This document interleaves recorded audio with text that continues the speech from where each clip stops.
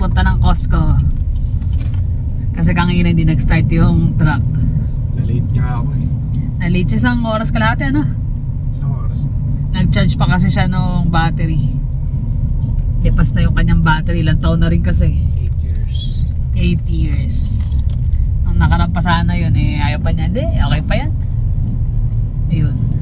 Kaya ngayon, kailangan. Kasi bukas, ang hirap pag umagang-umagang pasok niya. Tapos, biglang maglolo ko ng ganun. Umaga kailan ba hindi naging umaga yung pasok? Kaya nga, umaga yung pasok mo. Kaya na ang hirap. Yun lang yata ako Ayan na. pumasok. Saan ka ba niligo? Ang layo ng ikutan mo ah. Nagluloko na rin yung signal light mo. Lahat na nagluloko dito. Kailangan nang ipaayos yan. Mga simple ano lang naman.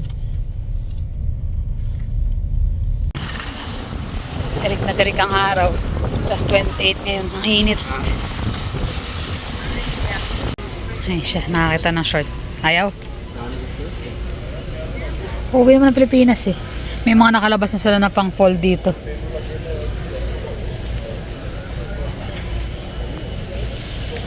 Palitan mo na, time na. Aludungin. Ang laking bagay sa inyo na, warm kaya yan. O itim uli. Parang manipis na. Hindi na gaya dati. Yun eh, dark blue. Kaya nga itim uli. Ay, o nga pala. Ito yung brown maganda dir. Alala. Itong brown. Kuha na rin kami ng paper towel. Nandito na. Kailangan alkaline water. Kailangan Asan? alkaline water. Ah, ito? Gusto mo? Ilan naman laman? 12 rin ata. 18 ang laman eh. 18 na 1 liter. Oh, sige. Gara kasi tubig ngayon eh. Chloride na eh, no? Oo. Alala sa ano eh. Balak nga namin magpakabit ng ano yan? Reverse osmosis na ano? Filter. Okay, Filter. alkaline na. Okay, alkaline. Coconut milk, kaya mo? Ay, coconut milk. Coconut water. Yan tayo sa paper towel, syempre. Sobrang kapal nun, nalaban na at ganun paper towel pa rin, no? Sandi, ang ganda pa rin ng ano. Kumbaga, ang lakas na maka-absorb. Eh, wala. Ayun eh. Eto, okay lang kahit matambak to eh. Yan. Magkano ngayon? Naka-sale ba? Tumaas ata, 27.90. Tumaas na. Di ba kaya yun oh? 27.99 na, dating 26.99. Tumaas. Oo. Diyan ka sa baba kumino. Para bumaba. Natela. Iwas na nga sa matamis eh. Meron daw rito ano eh, yung chips na avocado oil ang gamit. Yun ang hinahanap ko. Almond flour cracker. Rice chips. Rice pa din eh. Kaya nga, di pwede. Ikaw, ano pa gusto mo? Ha? Ano pa gusto mo? Yung sinasabi na, kaya ang hirap pumunta talaga ng Costco eh. Nabili ng chips. Umiiwas na nga sa chicherya eh. Sabi niya sa mga bata daw, para sa mga bata. Sige, sabihin natin para sa mga bata. Oh, cereal. Wala nang cereal yung anak mong bunso. Lakas kumain ng cereal. Ito masarap din, cashew. Yan ba yung kasoy sa Tagalog? Ay, may halo pala to, may halo. Frosted flakes. Ah, masama mo. Ito eh, kaya ka lang napipilitan. Sino, Jermaine? Napipilitan na lang yun eh. Bakit? Gusto rin niya yun ah. Gusto rin ba? Oo naman. Ginagawa pang chichirya niya, di ba? Sige na. Tara na, dumadami eh. Crave. Eh, ano yung biscuit yun eh? Alin? Almond butter. Carcinogenic. Dapat like ka nanonood ng ano para di ka bumibili. Pag dahil kumakalamigdan mo eh, tignan mo kung hindi ka mapapagod. No choice, di ba? Blueberry na granola, oh. 13. Ha? Asan ang chips na sabi mo? Wala naman chips. Akala ko. Nadaanan ko to. Brooks. Paborito ng ate ko yan eh. Sabi ko bibili ko siya bago umuwi. Hindi kasi kaya masyado mamili na pasalubong eh. Baka sa Japan na kami bumili. Pero ito, bibili ko sa paborito ni ate to eh. Yan. Ayan te ah. Antay ka na. Isang ganyan sa'yo ka agad. Sir, flavor lang siya. Ito, Hindi, meron dati cranberry yan. Pero wala sila rito. blueberry. Class. Ano yan? Bago? Bago. Kinalaban. Ah, cluster. Kinalaban ba? S'mores. Dami. Wala. Wala nang isa ba? Gutom na siya oh. Merienda na. Ayun, nalagyan ko na ng relish yan. Tsaka Ito.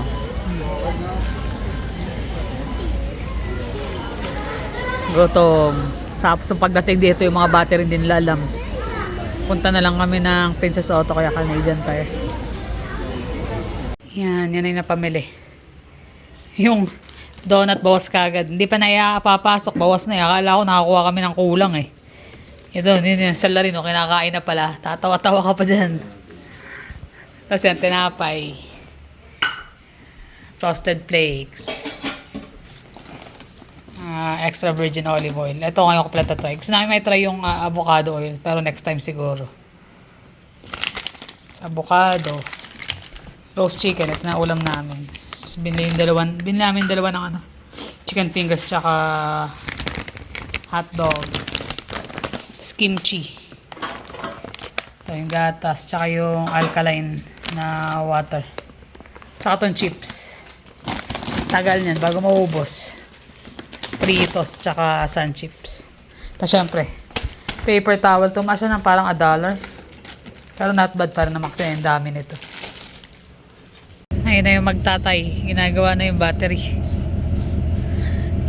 Katulong niya si Jonas tsaka si Jermaine tigabot ng mga gamit. Ito yung nabili namin sa may Auto Value. Nabaklas na lang yung luma. Kinakabit na. Bigat ng bata rin. Kaya. Mas mahirap pagtanggal eh. Mas madali ba magkabit? Tanggal siguro, mahirap talaga rin. Hindi ka napasilip eh. Ang layo mo sa daddy mo. Mabigat eh, no? Tsaka yung pwesto eh. Hindi. Alanganin. Mas nakapag-shoot tapos Ayun. expect na ikabit mo agad yung positive eh. Ay yung negative tapos Oh, kinabit yung positive. Dapat yun. tulong silang dalawa eh. Ang hirap kasi mabigat. Si Jonas ang nakapag-suksok. Mas malakas si Jonas. Ang lakas kumain ba naman yan eh. Hindi pa nakakarating yung pagkain. Kinakain. Nagulat ako, sabi ko eh, pag dating doon, ba't kulang? Nakuha ba dami kulang to? Kinain na yung cashier. Naalala ko, kinain ito eh. Sirang puto. Cashier kami nagbayad, Ay. kami self-serve. Self-serve pa. Ayan. Mahirapan pala dyan si Jermaine. Alin? Kung si Jermaine ang katulong mo dyan, mahirapan. Kulang sa tulog yun eh. Nasa tulog, puro tulog. Siya lagi sa bahay ko, natutulog. Bilang mo eh. Lagi ko na makasama sa grocery yun ah. Ayan, bihira, ayan. Bihira makasama sa mga ganyan, kaya ayan, Iba siya yung fitting katulad nung ano? Nung isa Nang, na. Ito Ay Mas kasi maliit? walang handle yun eh. walang handle kasi. Pero pero same lang halos. Same lang sila. yun lang. Hindi magkakasya pag maliit eh. Ay pag mas malaki. Kaya lang, hindi ka na makakapasok bukas. Kangina, late siya eh. Hindi na nakakapakabot sa ano. O, di gising na ako 5:30 nun. Bakit? Atin-lo ka ba ni Jones kangina? Mamadali na ako eh. Nasaan yung ano, yung Yung charger. charger? Saan ba nilagay? Nasa taas lang nakatagad. Hiniram niya ano yun, di ba? Hindi. Wala ko inaram ni... Hiniram ni Ivan. Yung inihiram niya, di ba yung ano, yung reader? Hmm. Alin? Yung reader. Yun oh, pagod siya. Pagod. Pagod eh. Busy-busy sa trabaho eh. Busy na sa trabaho. Overtime na. Pagbalik pa. Pagbalik nag-Costco. Actually, baka talaga namin sa Costco yung battery kaso Battery. wala. Eh, nandun naman na kami. Sabi ko, tara na, mamili na rin tayo. Hindi, okay din naman yung magandang deal nung ano eh. Kasi gradual yung ano. Yung ano niya. Ano pa warranty niya? Oo. 6 years ba? Hindi. 2 years. 2 years. 2.5. 2.5, tapos yung may mga Yung ano pa, kasunod. diba? Mga kasunod. 45% after 3 to 4 years. Ah. Tapos yung sumunod, Sobrang 25. covered na nun. Magasulit na. Yeah, yung, ano na yung lang. 2.5 lang, sulit na eh. Sa auto value kami actually nakabili. So maganda-ganda yung maganda-ganda yung warranty. Tapos hindi pa rin naman ganun kamahal. Yun lang, pagod siya kasi sila nila Jonas ang nagpalit. Nung pinalitan namin yung battery, di okay na. Kasi nagluloko yung mga electronics niya eh. Kung ano-ano mga warning sign yung lumalabas sa nawala halos lahat. Tapos yung sa signal light naman, yun, mahirap. Mas mahirapan pa nga ako dun eh. Nahirapan ka ba? Kasi susut mo yung kamay mong ganun, tapos papalitan mo dun eh. Hindi mo naman basta-basta matanggal dun sa truck na yan. Laki-laki ng space sa gilid eh. Pinahirapan ka ba? Pinahirapan pa eh. Aking bagay din gaya nung kaysa magbabayad ka pa. Isang signal light, tapos yung isang brake light. Ah, Yung pinalitan namin kahapon. So, tsaka yung battery. yung battery. Ang dami rin. Nahirap lang isok yung battery kasi nasa yung pwesto niya lang no? Ang haba ng battery eh. So, Pero okay na lahat. Sila tapos 8:30 na. Late Tapos na sila. yung last time kasi dumating yung order namin na tint. Tatry ko itint yung kotse ni Carla para hindi na siya mainitan masyado. Sobrang init. Malapit na, mag-ano dir. Magwi-winter na. Hindi, magbabakasyon pa. Ay, no. Kung may time, pagod ka kailangan pahinga mo rin. Lalo mag-option ng 3 days. So, Nakakatuwa rin na makakita mo yung tumatagal yung mga gamit kagaya ng sasakyan, di ba? mga simpleng problema lang. Problema. Ang laki rin na matitipid mo nun kung actually, may mga nagbebenta ng battery na may installation na kasama. Pero may pa rin yun, may fee pa rin yun sigurado. Ganun din yun sa mga bombilya. Pag pinakabit mo yun sa Magkano rin yun? Magkano lang yung ilaw, di ba? Parang $7 yung Saan mabili ilaw? bombilya. Sa rin? Sa Napa. Napa naman. Napa. So, parehong kumbaga, mga simpleng bagay pero nagagawa mo ng paraan. Malaking bagay di sa natin. Natututo rin mga bata. Yung dalawa, kasama ko yung dalawang bata nag-aayos. Kaso kailangan mataas kaya silang dalawa ni Jonah. Si Jeremy ang tiga-abot ng mga tools. Pero si Jeremy mas kabisado niya kasi yung mga tools ko nasaan Siya tiga kuha ni daddy niya tsaka tiga tabi. Medyo siya yun sa mga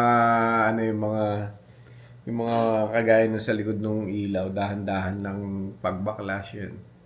Hindi siya yung mga pangmabigatan. Yun eh. Pero marami magaling siya sa mga ganun. Yung balbasarado mo raw, anak. May nag-comment pa minsan rin talaga. Siyempre, mo yun anak mo yun di ba? Oo. Kinumpara pa. Anong sabi niya? Yung itsura ng anak mukhang askal. Turuan yung mag-ahit. Turuan daw namin mag-ahit. Askal. Asong-gala sa atin ang meaning ng di ba? Ng askal.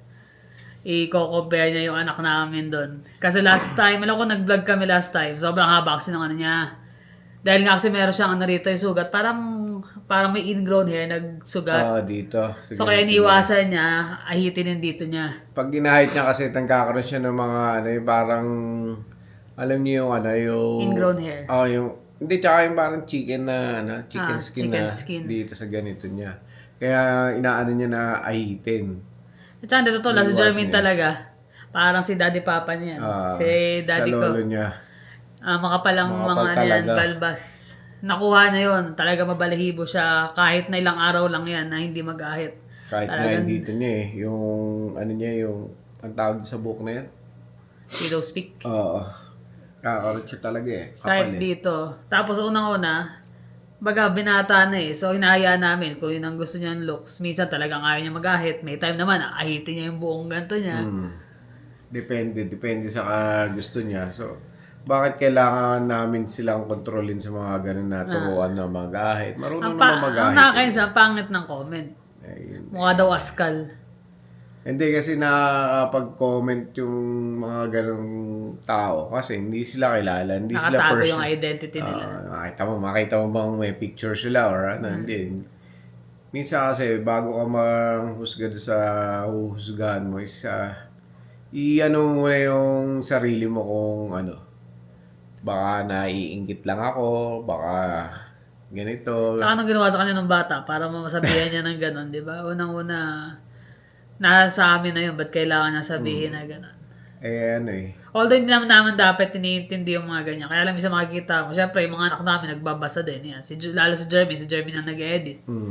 So nakikita niya rin yung mga comment. Sana medyo ano naman. Natatawa na lang din siya kasi ganun yung comment eh. Pero Natawa nga siya. Sabi nag-comment na gano'n, oo nga eh. tingnan nyo naman yung itsura. Hindi mo naman masasabing pakit yung bata eh. Kaya lang, yun nga, nagkakabalbas. Tsaka normal na malago talaga ang buhok Tsaka na. dito sa weather dito, minsan talaga hindi mo maiwasan na talagang kumapal yung balbas Tsaka ang mo. bilis talaga tumubo ng mga ng mga balbas, bigote. Dito kasi malamig eh. Kaya yung body natin nag-a-adjust sa mga ganun. Parang ano yun eh, Kaya parang hindi talaga mawawala eh, no? Meron talaga mga judgmental. hindi talaga. Mga hindi Lalo mga iniisip kapwa yung natin sasabihin. Pilipino, di ba? Sa mga ibang lahi kasi natural lang yun. Mga kasama mo, makakita ka ganun. Sa amin nga eh, para ka lang nakapambahay. Walang sumisita sa'yo. Pero isipin mo na lang kung puro Pilipino yung mga kasama mo. Yun yung mga unang-una pa sisita sa'yo eh. Sa trabaho, sa mga kaklase or mga kaibigan. Sila mismo yung mag-ano sa'yo. Sa konting bagay na pupuna. Napupunan nila kagad yung pagkakaiba mo, ganyan, or Yun nga lang, di ba? Kumakain kami, sinaglit lang, pinan ko lang ng ganun yung hindi mo naman pinokus eh. yung camera. Sabi ko, sinasabi nito. Kaya binalikan ko yung video. Yun nga, nakita ko. Kasi saglit lang. Na ganun lang sa Jeremy.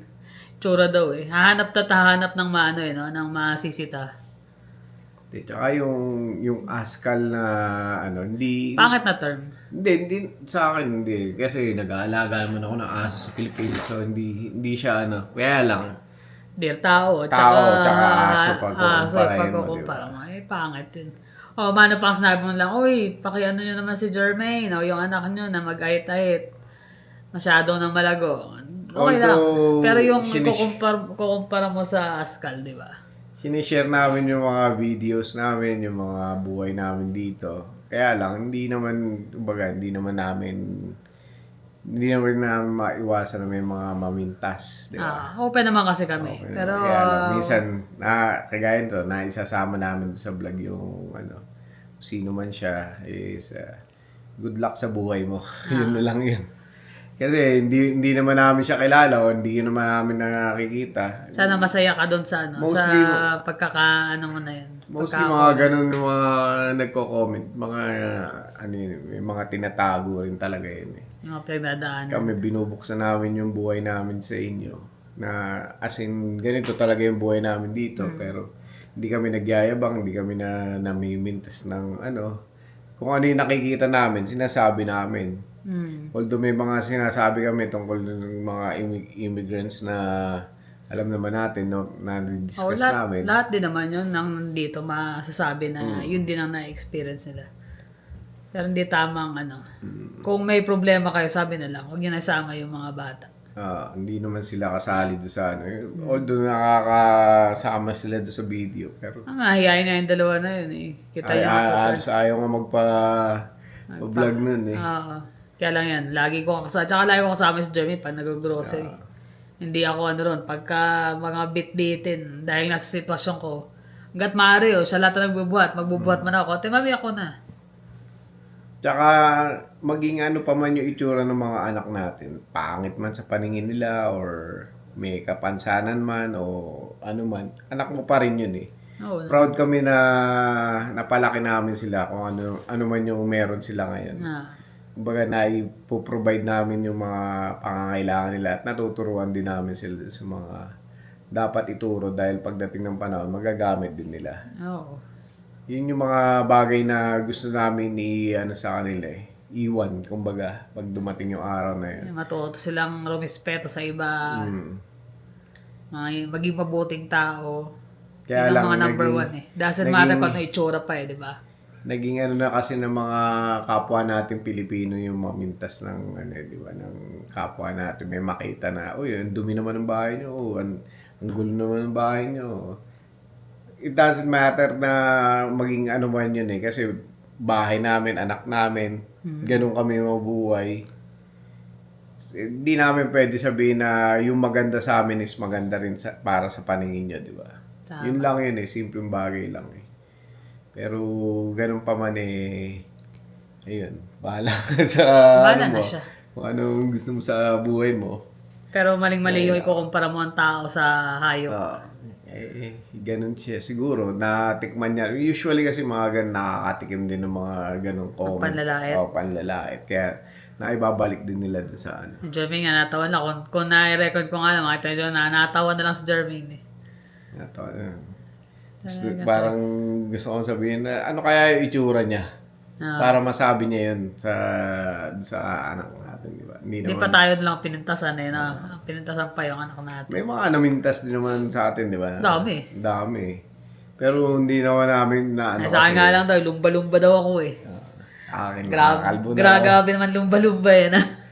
May mga nakakita sa'yo pag personal na sabihin, oy, kala ko laki-laki mo, ganyan, di ba? Oo, yung mga ganong komento. Ay, Sa camera lang pala. hindi ka pala ganong kalaki.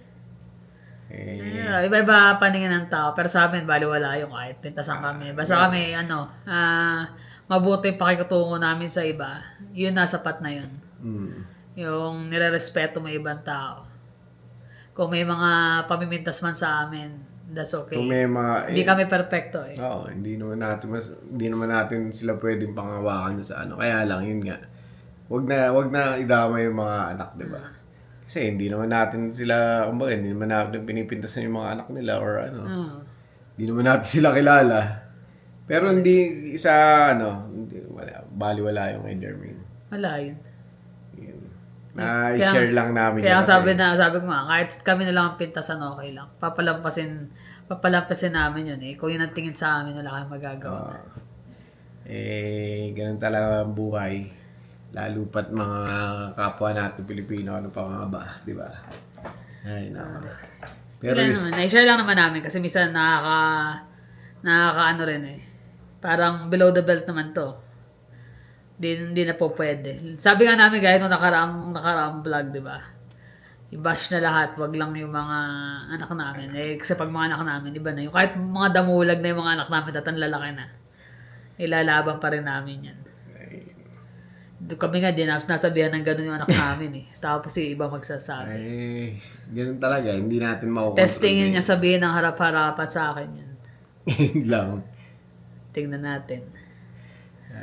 Ay, nako. Yun lang naman. Dapat positive to vlog eh. Nakakainis lang minsan eh. Pero okay lang yun. Nag-ano lang kami, naglabas lang ng hinanakit minsan.